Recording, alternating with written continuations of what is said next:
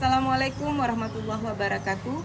Perkenalkan, saya Julina, salah satu mahasiswa PPG Angkatan 3 tahun 2023 di Universitas Syekh Kuala dengan nomor UKG 201501197331 jurusan Pendidikan Kimia.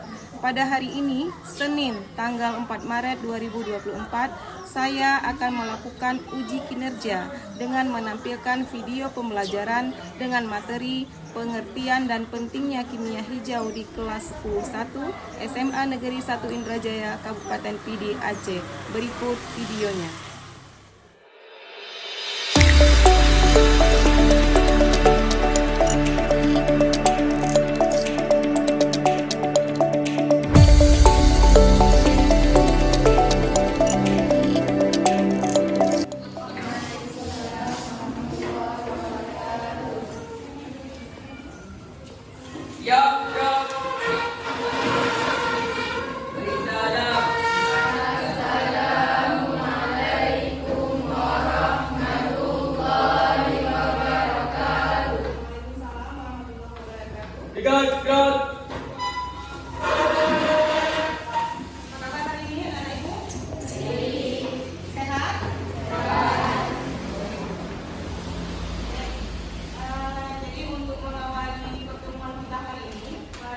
Baca doa dulu dan bersalawat, ya. Nanti pimpin salawatnya seperti biasa, satu orang yang pimpin, nanti yang lain mengikuti.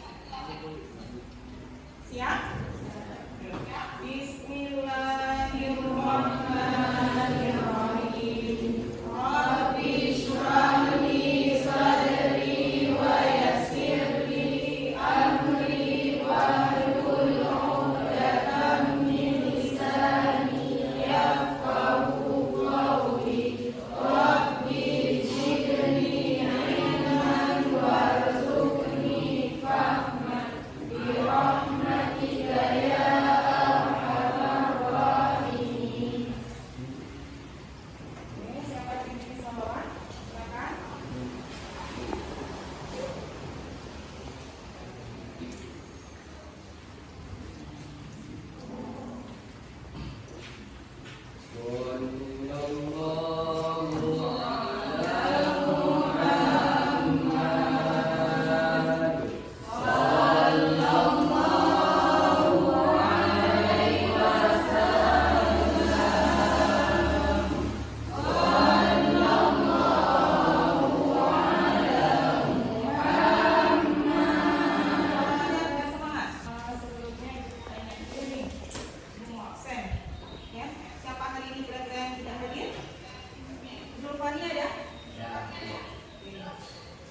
Yang tidak hadir, dia di belakang udah ganti posisinya. Dia ungkap mana? Hadir. Salwa. Oke. Siapa yang tidak hadir? Agus Gunawan. Ada kabar? Oke. Sakit apa nih? Demam. Tinggal Hidayah dia ya. Lista Safira hadir?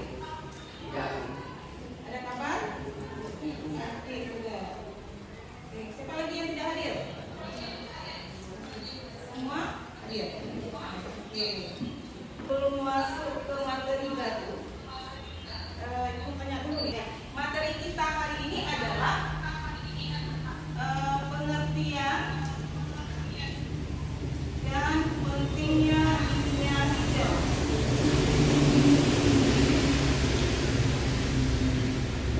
Lalu kita sudah pelajari tentang hakikat ilmu kimia. Ya, di buku cetak sudah ada masing-masing kan? Oke, hakikat ilmu kimia. Sebelum kita masuk ke materi baru nih. Nah, ada nggak yang masih ingat apa itu ilmu kimia? Ilmu yang mempelajari tentang struktur dan sifat materi. Bagus. Ada yang lain? Kimia adalah ilmu yang mempelajari mengenai komposisi, struktur dan sifat zat atau materi dari skala atom hingga molekul, serta transformasi dan interaksi mereka untuk membentuk sesuatu yang ditemukan di dalam kehidupan sehari-hari. Bagus. Nah, kita tahu dalam kehidupan sehari-hari tidak terlepas dari yang namanya kimia. Apa contohnya? Sabun. Kita menggunakan sabun.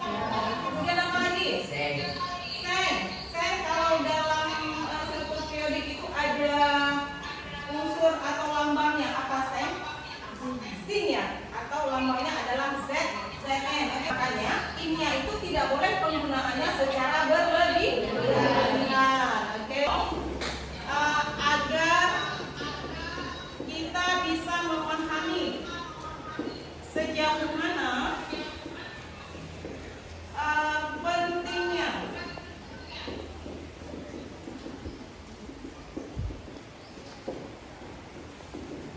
sekarang kita lihat sebuah video tentang kimia hijau, ya, yang nanti dalam video ini ibu mau setiap kita bisa membagikan kelompok masing-masing, ya.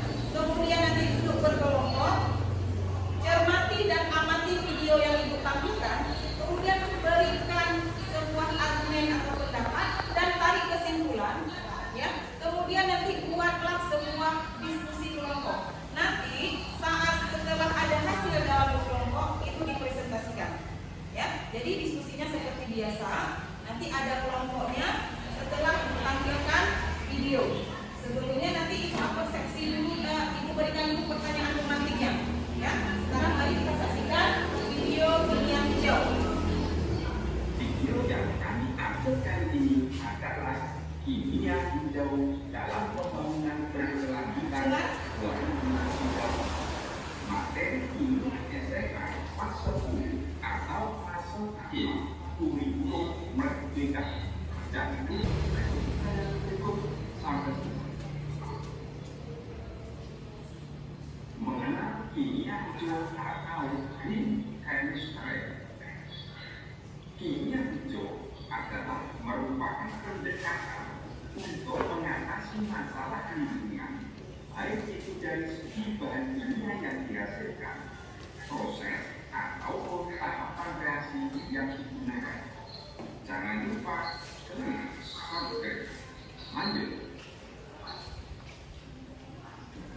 Tujuan kimia hijau atau green chemistry adalah mengurangi penggunaan dan pembuatan bahan kimia berbahaya dari sisi penanganan maupun proses. Yang kedua, mengembangkan proses kimia dan produk kimia yang ramah lingkungan dan sesuai dengan satu ancaman terhadap kesehatan manusia dan lingkungan. Yang kedua, toksisitas atau masuk daerah. Yang ketiga, bahaya fisik. Yang keempat, perubahan iklim. Yang kelima, perusahaan sumber daya alam. Lanjut. Berikut contoh beberapa fotosintesis termasuk kimia hijau. Reaksi fotosintesa menghasilkan gas oksigen yang digunakan oleh manusia atau ular hingga bernapas sempurna. Contoh suatu pembakaran persamaan reaksi pembakaran sel suatu bahan organik. Gambar ini, gambar apa itu? Sampah di sekolah. Ya, kemudian ada lagi gambar yang kedua. Apa ini? Gambar asap kendaraan sekolah. Selanjutnya, apa ini? Gambar selokan di sekolah. Ketiga-tiga gambar itu ada nggak di sekitar kita? Ada. Kita sering mengamatinya setiap hari. Ada tumpukan sampah yang sudah kita amati setiap harinya. Ada asap kendaraan. Kendaraan itu digunakan oleh siswa atau peserta didik, oleh dewan guru, oleh kepala sekolah dan seluruh staf yang ada di SMA kita. Kemudian satu lagi ada gambar selokan di sekolah. Kita punya, ya. Nah, dari hasil video dan gambar yang ibu tayangkan, ya, ibu mau tanya dulu nih. Ada tahu nggak yang namanya lingkungan? Di sekitar kita ini disebut lingkungan kan? Ya. Lingkungan. Nah, pernah dengar nggak lingkungan lestari? Apa itu lingkungan lestari?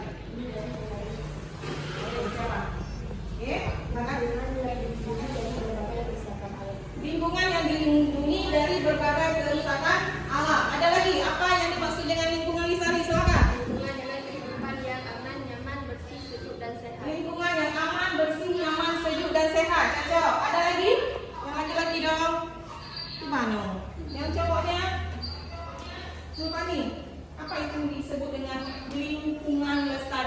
lingkungan lestari adalah lingkungan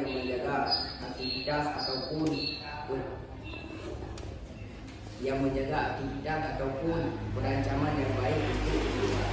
Oke, lingkungan yang aman, nyaman ya. Secara singkat bisa dikatakan lingkungan yang nyaman, aman, terbebas dari segala kerusakan-kerusakan yang ada. Ya, nah itu adalah pengertian dari lingkungan lestari. Nah, sekarang kalau pertanyaan ibu, ada nggak upaya supaya lingkungan yang ada di sekitar sekolah itu supaya terjaga agar tetap lestari? Apa upaya? Apa ini? Ganja, Ganja sampah. Apa ganja sampah? buang sampah. Nah, buanglah sampah pada tempatnya.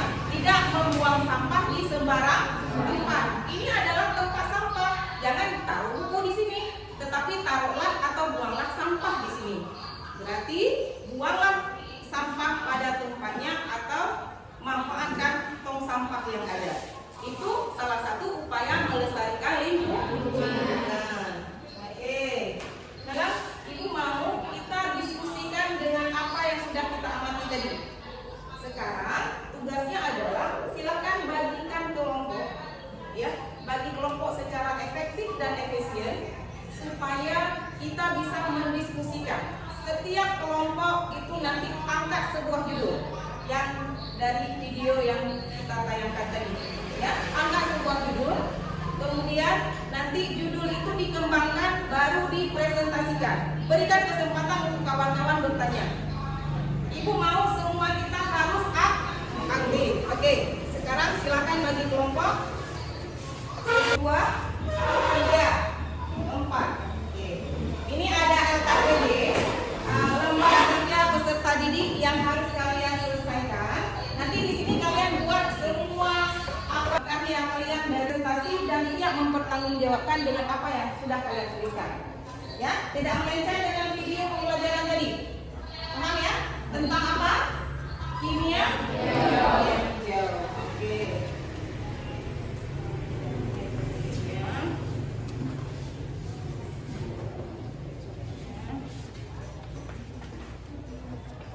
Ini nilai nanti kerjasamanya. Dan nanti pada saat kalian presentasi itu nilai kemandiriannya.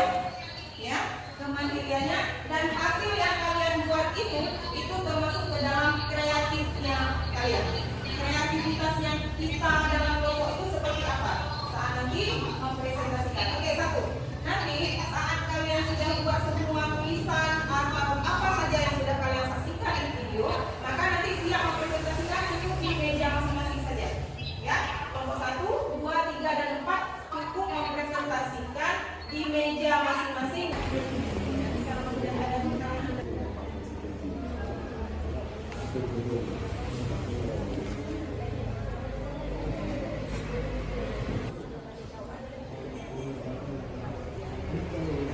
Mau kelompok 2 dulu yang presentasi. Kelompok 2 presentasi, nanti mereka ceritakan apa yang mereka angkat dari hasil video tadi. Judulnya, ya. Assalamualaikum warahmatullahi wabarakatuh. Waalaikumsalam. Saya perwakilan dari kelompok 2 ingin mempresentasikan hasil kerja kelompok kami yang berjudul Asap Kendaraan Bermotor di Sekolah. Asap kendaraan merupakan salah satu sumber polusi udara yang utama di sekolah. Asap kendaraan mengandung berbagai polutan yang dilakukan dengan merancang produk dan proses yang tidak menghasilkan limbah atau melepaskan bahan berbahaya. Yang kedua, efisiensi atom. Efisiensi atom adalah prinsip yang meminimalkan jumlah atom yang diubah menjadi produk sampingan atau limbah. Yang ketiga, bahan kimia yang lebih aman. Penggunaan bahan kimia yang lebih aman secara inheren, tidak beracun, tidak mudah terbakar, tidak korosif, dan tidak reaktif, dapat mengurangi risiko terhadap kesehatan manusia dan lingkungan. Yang keempat, menyediakan. Berikut adalah beberapa Saya perwakilan dari kelompok 1 akan menanyakan pertanyaan kepada kelompok 2. Apa saja dampak negatif asap kendaraan bermotor bagi kesehatan manusia? Sekian. Assalamualaikum warahmatullahi wabarakatuh.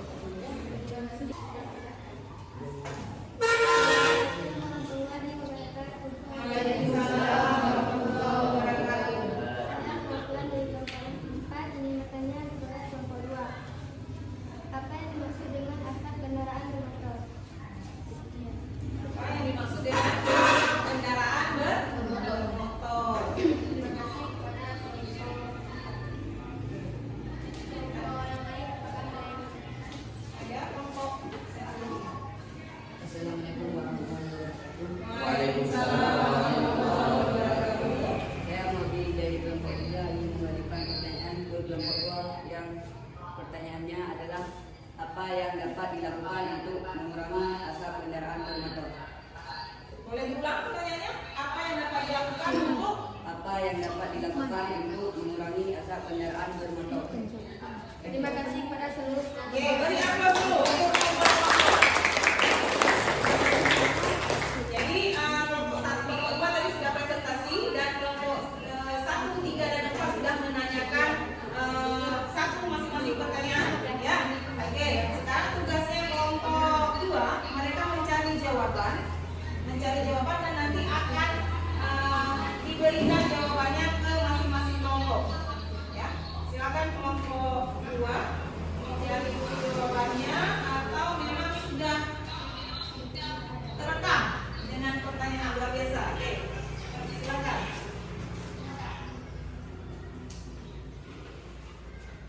Jadi jawaban untuk kelompok 1 atas pertanyaannya yaitu apa saja dampak negatif asap kendaraan bermotor bagi kesehatan manusia. Dampak negatif asap kendaraan bermotor bagi kesehatan manusia yaitu asap kendaraan bermotor mengandung berbagai polutan berbahaya seperti nitrogen oksida atau NO, sulfur dioksida atau SO2, karbon dioksida atau CO dan partikulat. Polutan-polutan ini dapat menyebabkan berbagai dampak negatif bagi kesehatan manusia. Antara lain seperti iritasi mata, hidung, dan tenggorokan, sesak napas, bronkitis. Kita sekarang lihat saja asap kendaraan bermotor itu tidak semuanya asap yang dikeluarkan itu bersih. Ya, walaupun asap yang dikeluarkan dari kendaraan bermotor itu berwarna putih, yang namun itu juga merupakan salah satu asap pabrik. Asap pabrik itu juga berbahaya. Makanya pabrik itu tidak ditempatkan di lingkungan sekitar warga, dia asing supaya tidak Asap hitam. Apakah bisa diterima? kelompok mana lu? Nah, bagaimana kelompok? Bisa? Jangan langsung bisa. Sudah sangat jelas?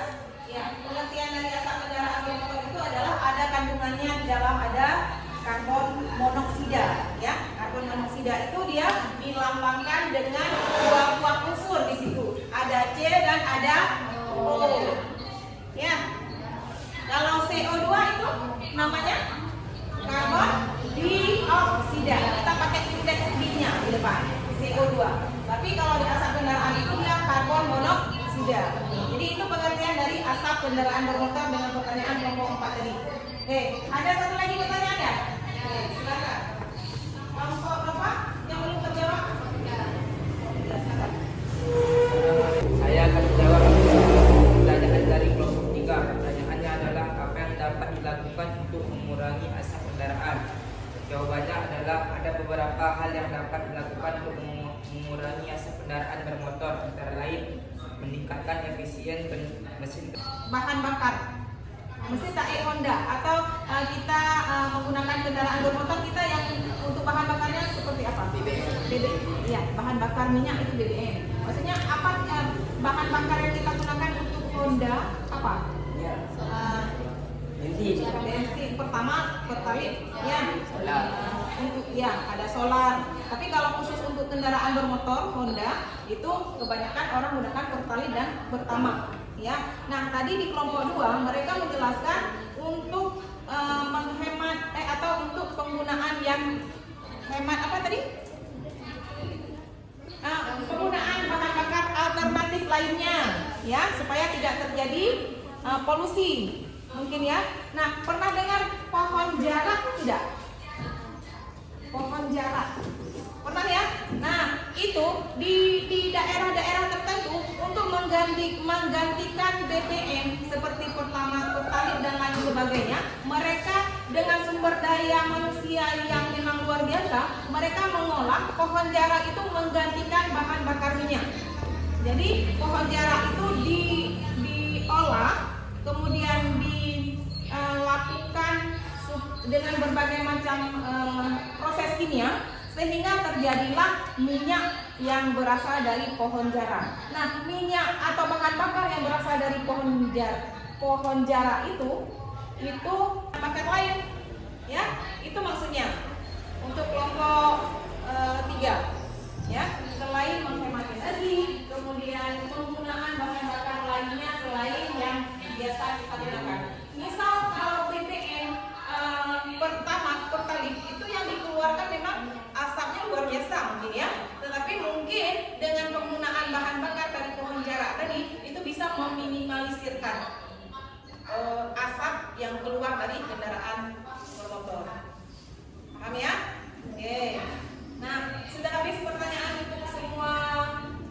Sudah habis jawabannya? Sudah. Apa kesimpulan yang bisa disimpulkan oleh kelompok 2 dengan materi yang mereka sampaikan hari ini tentang asap kendaraan bermotor di sekolah? Kesimpulannya ya, mungkin kita sebaiknya jangan di sekolah itu kalau yang dekat-dekat janganlah menggunakan Honda, jangan menggunakan mobil ya, untuk menghindari supaya tidak terjadinya polusi ya. Sebaiknya menggunakan sepeda atau jalan kaki, mungkin seperti itu ya.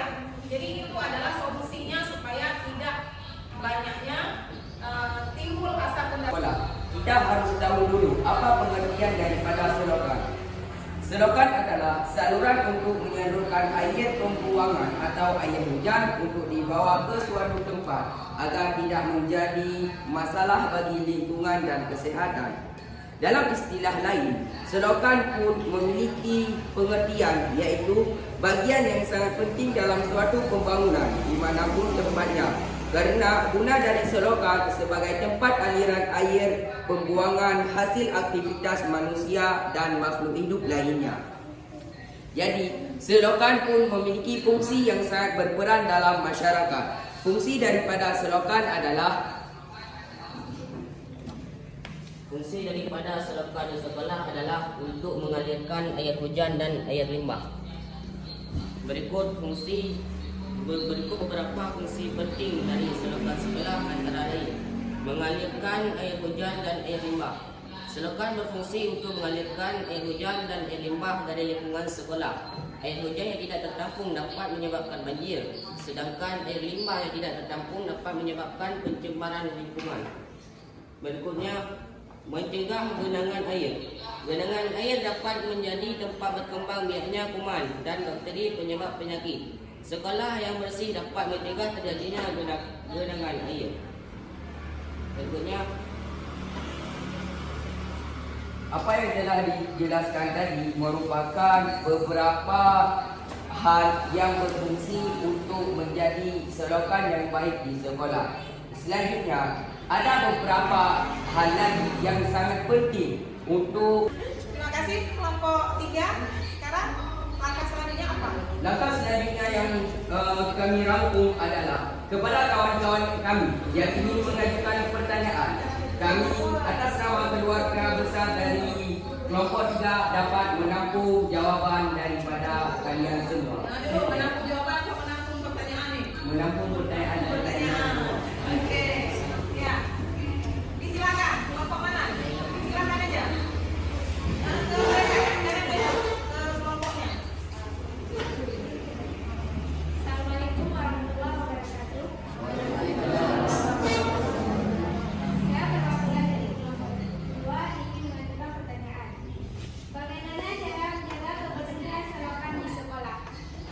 Sekian, terima kasih. Baik, kepada kelompok 2 yang mengajukan pertanyaan kepada kelompok kami. Dan kepada kelompok yang lain yang ingin mengajukan pertanyaan, kami silakan. Saya perwakilan dari kelompok 1.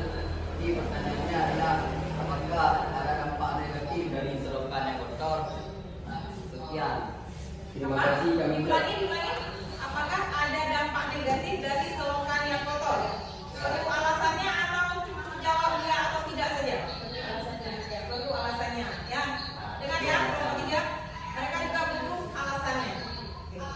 kasih dan mengucapkan kepada kelompok 1 yang telah mengajukan pertanyaan dan kepada kelompok yang lain yang disilakan.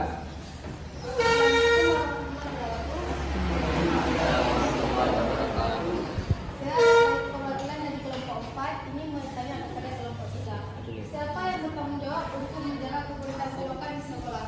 Sekian. Terima kasih kami ucapkan kepada kelompok 4 yang telah mengajukan pertanyaan. Mohon kepada seluruh kelompok memberikan ruangan waktu untuk kami untuk mencari jawapan. Dengan senang hati ya, dengan senang hati memberikan waktu. Silakan. Dari selokan yang kotor, kami dapat menjawab.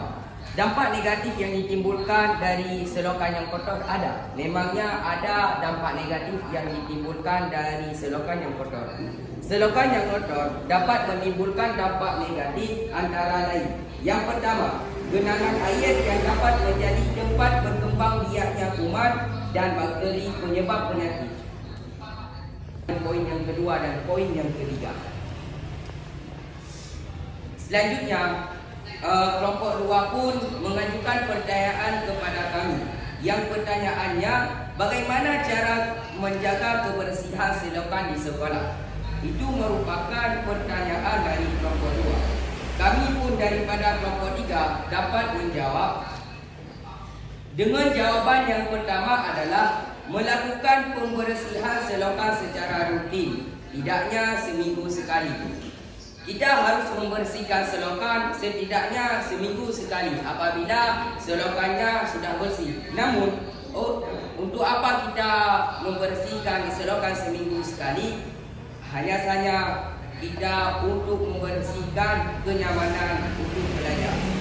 Yang kedua adalah untuk membersihkan selokan ataupun membuat sosialisasi kepada selokan. Untuk apa? Untuk kepentingannya kita pribadi ataupun untuk menjaga kepentingan umum, yaitu mengalirkan untuk terbelajar. Kelompok 4. Sebelumnya ditanya dulu nih, bisa diterima kan? Alhamdulillah. Oke, Ibu tidak mengoreksi jawabannya, tetapi Ibu memberikan tambahan saja. Ya, apa yang sudah disampaikan oleh kelompok 3 tadi luar biasa, sudah semuanya mengena. Ya, cuma Ibu buatkan saja sedikit masalah siapa sih yang berhak menjaga atau siapa yang wajib menjaga selokan di sekolah supaya selokan itu tetap bersih sehingga terjadi yang namanya lingkungan yang lestari. Siapa kira-kira? Warga sekolah seperti yang disampaikan tadi.